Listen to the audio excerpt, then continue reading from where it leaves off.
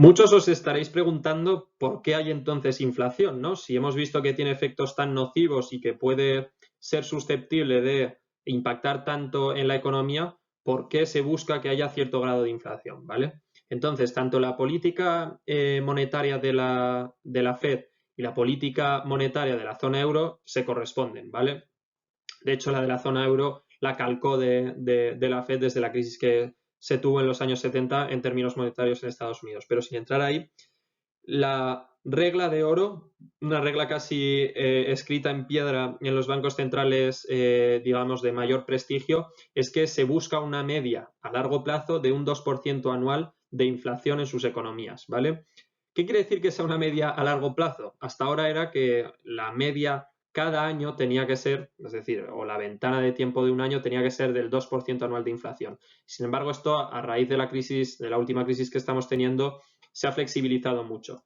Esto quiere decir que un año puede haber un 5% de inflación y otro año puede haber un 0% de inflación y la media se acercaría mucho a un 2%. O sea, esto no quiere decir que todos los años vaya a haber un 2, ni que la dispersión vaya a ser muy, muy pequeña, sino que la media a largo plazo va a ser un 2.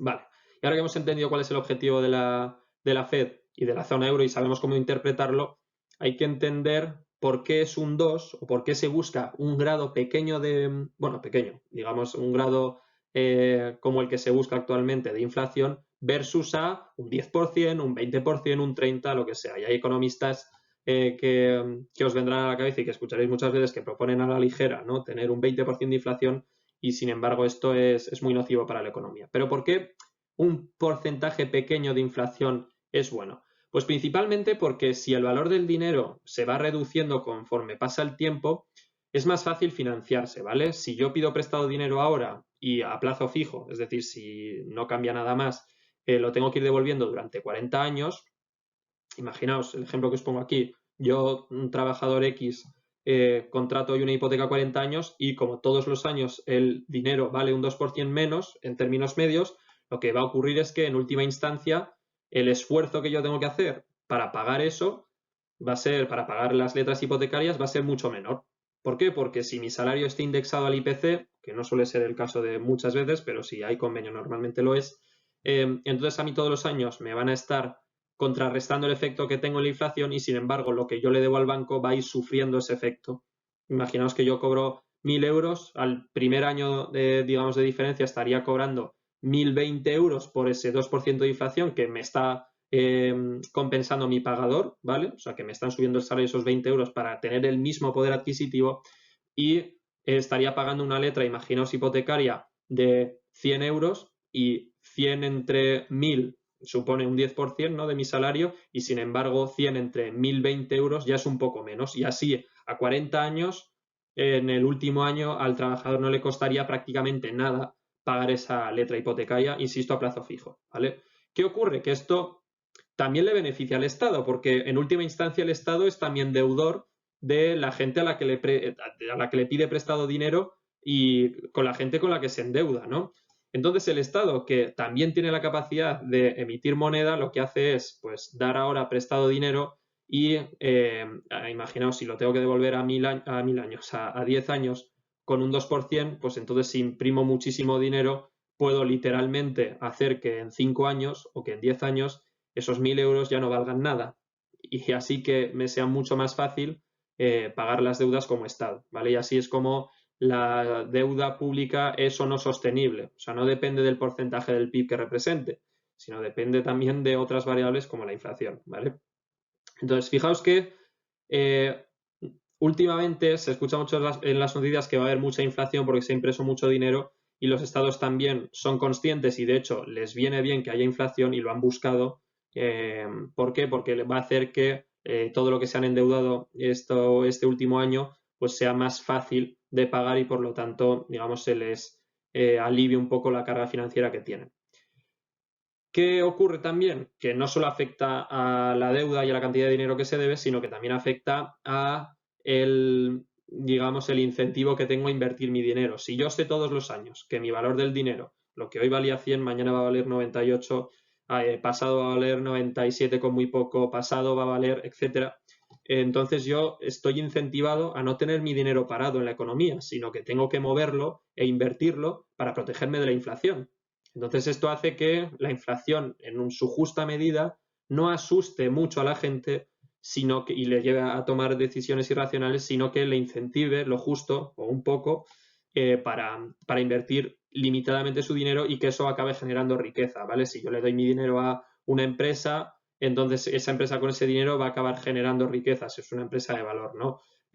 O si yo cojo con ese dinero y compro una casa, la reformo y después la vendo, pues entonces se ha generado riqueza también ahí en la economía. Y fijaos que es todo con el mismo estímulo de no verme perjudicado por la inflación. Y por eso es algo positivo que todos los estados, digamos, occidentales buscan, teniendo, ya digo, una pequeña tasa de inflación, porque si es mucho, la gente entra en pánico y entonces hay muchos problemas económicos, ¿no? Entonces, el resumen de esto es que el gran poder de un Estado está en que él pueda emitir su moneda. Fijaos que si yo me endeudo, pero puedo hacer que el valor del dinero sobre el cual yo me he endeudado cambie, entonces el Estado juega a ser juez y parte, ¿no? O sea, es deudor, pero también es quien determina el valor del dinero que en última instancia debe. Entonces, a un Estado le fastidia mucho que busquemos alternativas o que busquemos, digamos, refugios de su política monetaria. Y esto hace que cuando hay mucha inflación el precio del oro suba mucho o que las materias primas suban mucho o que ahora, por ejemplo, exista también una opción que son las criptodivisas para huir de la política monetaria de los estados. ¿Y qué ocurre? Que los estados contraatacan, es decir, que no se quedan conformes si ven que alguien les está quitando su juguete favorito. Os pongo ahí varios ejemplos, uno de ellos es el de Argentina, que literalmente cuando se puso a imprimir dinero, que bueno, digamos que lo hacen con relativa frecuencia, y empobrecen a la gente, lo que hacen es impedir que la gente cambie pesos argentinos a otras divisas, que se escapen a los dólares y que yo en mi casa, en vez de tener pesos argentinos, tenga dólares que después pueda cambiar pues por un peso argentino, que si después hay 1 millón más, pues que yo pueda cambiarlo también otra vez por 1 millón y me quede igual. Entonces Argentina puso un cepo cambiario, que es prohibir a la gente cambiar ese dinero para poder abusar de sus ciudadanos imprimiendo más dinero. Hace poco, el caso de Venezuela lo hemos visto, pero hace poco en Estados Unidos se criticó mucho por parte del gobierno de Biden que existieran las criptodivisas con la excusa de que las criptodivisas estaban siendo un pretexto para cometer crímenes, para el tráfico de seres humanos, etcétera. Y sin embargo, fijaos que como divisa, esa divisa puede ser utilizada para algo bueno, para comprar un derecho o un servicio de manera normal, como para delinquir, igual que por otra parte sirven los dólares. Es decir, que fijaos que esto no depende en absoluto de que sea criptodivisa. Lo que ocurre es que el gobierno quiere disuadir a la gente de irse a las criptodivisas porque si se acaban convirtiendo, que todavía no está claro eso, pero si se acaba convirtiendo en un activo refugio, eso hace que la gente pueda huir de la política monetaria de los estados y que en última instancia también los estados no puedan quitarle valor a través de la emisión de moneda a sus ciudadanos y por lo tanto se vean perjudicados. Vale, ya hemos visto cómo hay una parte muy importante de las trampas que hacen los estados a través de la inflación que afecta al valor del dinero y que si yo tenía 1.000 euros en el banco y el estado, digamos, para quitarme ese valor ha empezado a imprimir mucho dinero, lo que hace es que al cabo de varios años, como hemos visto en el caso de los dólares o como hemos visto en el caso de la zona euro, literalmente al cabo de esos años esos 1.000 euros que tenía de ahorros y que yo no he tocado y que he guardado celosamente valgan la mitad, porque me den derecho a comprar la mitad de bienes y servicios en la misma economía. Entonces, esto es una parte importante de cómo los estados utilizan su política monetaria para desbancar a la gente. Y de ahí esta terminología que utilizan los economistas de manera coloquial, que es que la inflación en última instancia es el impuesto a los tontos, porque la gente piensa que no le han subido los impuestos y que no están pagando más, pero sin embargo están pagando con el valor de su moneda, que a la gente le cuesta verlo más. Por eso coloquialmente en economía se llama que es la inflación en última instancia el impuesto a los tontos. Sin embargo, el impuesto a los tontos, la inflación es solo una parte. O sea, es decir, la pérdida de poder adquisitivo de tu dinero es solo una parte. También existe otro fenómeno que en inglés se llama taxation without representation, que es que como hay más dinero en la economía, las bases imponibles de los impuestos suben, ¿vale? Es decir, que imaginaos que yo tengo un salario, ¿vale? Como os pongo en pantalla, indexado a la inflación.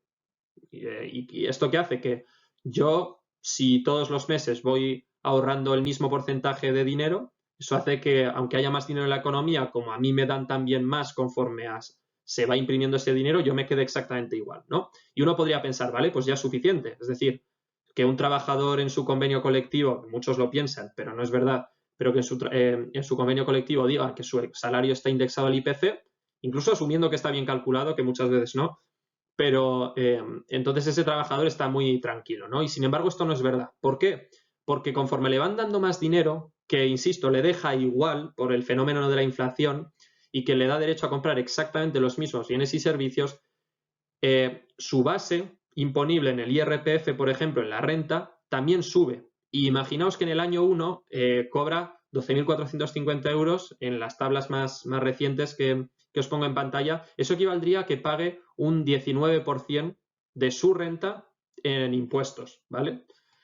¿Qué ocurriría si pasan los años, hay inflación, pero su pagador, por el convenio que tiene establecido, le va compensando por ese valor de más que está pagando? O sea, que digamos que la inflación le empuja a pedirle al pagador.